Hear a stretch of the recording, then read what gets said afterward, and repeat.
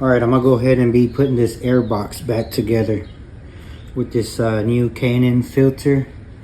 And I got a couple pieces to this filter, which one is the sealing grease, and then it comes with these little foam strips. I guess it's like a gasket that would go around the base of this air box. And once we get this stick down and greased up, I believe the grease goes along the foam.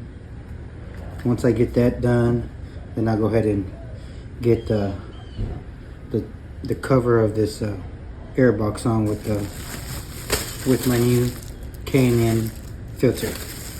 Now, I already went ahead and cleaned around the base of this air box, so there isn't any dust or anything that'll keep this from sticking.